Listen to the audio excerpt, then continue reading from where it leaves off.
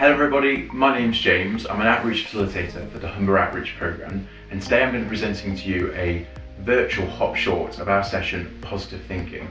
The session is going to cover two main areas: what actually is positive thinking and how can we actually practice positive thinking in our everyday lives, and I'll finish up with a short conclusion. So, what actually is positive thinking? Well, to define it, positive thinking is the ability to think positively about a situation, regardless of how difficult or challenging it may be. For example, take this image to my left here of a sinking ship. At first sight, it seems as though there's not much hope. But if you look beyond the ship sinking, you can see there's an island. So that means that even if the ship sank, there still may be a possibility of escape or rescue. And that's the key message that we're trying to get across here. It's not what you see, but how you see it. So, moving on and looking at both an example of a negative and positive thought process. To my left, to start with, is a negative thought process. So, take the situation. For example, we've used here a poor mock exam result, and then take the associated thought. So perhaps you might feel like you can't do this anymore.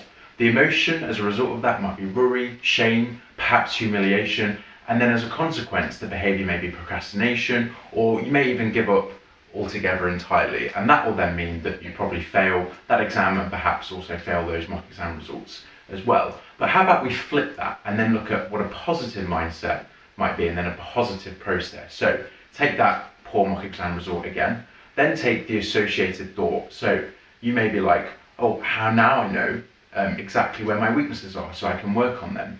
The resulting emotion might be, you might feel hopeful, confidence, you might be able to fix it going forward, and then the behaviour as a result of that, so the consequence might be something along the lines of attending extra study revision skills classes, or going to your teacher or perhaps your peers for help as well. So that's an example of a positive thought process and how that can supersede a negative thought process. Now, you may have seen or watched videos online about famous failures, so videos that showcase some very successful celebrities who previously or earlier on in their lives had to overcome some quite difficult obstacles. And I just want to share with you my personal favourite example at this moment in time. So Walt Disney, a long time ago, worked for a newspaper, and he was actually fired from that newspaper by the editors. And the reasons they cited were that he lacked imagination and had no original ideas. Now, Walt Disney, of course, went on to found Disney. He is the creator of Mickey Mouse, obviously famous films, TV shows, Frozen, and of course many of you might be watching some of his stuff on Disney Plus at the moment during quarantine. So that's my personal favourite example. And what does that tell us about life? Well, these people, these very famous people, all had to overcome their own personal difficult circumstances. You could say that they used positive thinking to get past that stage of their life and move on forward, and then went on to great success. If they can do it, so can you. So, moving on to the second part of our presentation, how can we practice positive thinking in our everyday lives? Well, it falls into three categories. Number one, self-love.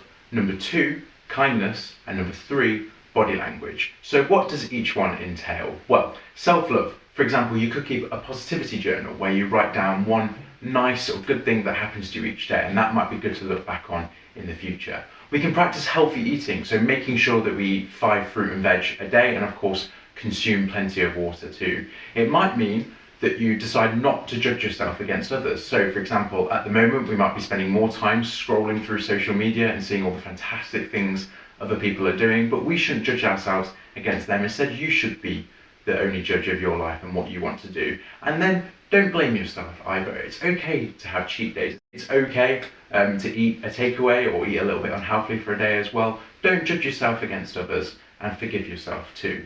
And then we move on to kindness. So what does that entail? Well, you could start practicing meditation. The app Headspace takes you through some guided meditation, and that's all about practicing kindness, not only towards other people, but also ourselves too. You could also decide to compliment someone. So, you know, it's someone you live with, perhaps someone you contact over the phone or whatnot. You could call them or talk to them and just compliment them, you know, talk about their hair or their dress sense or whatever it may be.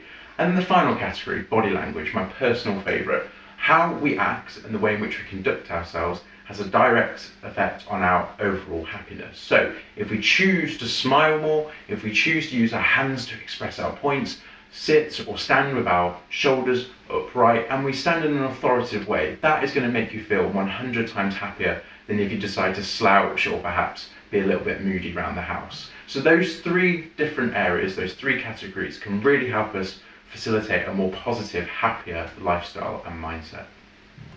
So I really hope you've enjoyed that really quick run through of the positive thinking session that we deliver in real life, in person, in schools and colleges, and all those people that we engage with. We cover two main areas: what actually is positive thinking, but also how we can practice positive thinking in our everyday lives. Now, if you do choose to decide to try and practice it, perhaps you meditate, perhaps you keep a positivity journal, we'd love to hear about that. So if you engage with us online using the social media channels, which will be here to my left hand side, and thank you very much for listening, everybody.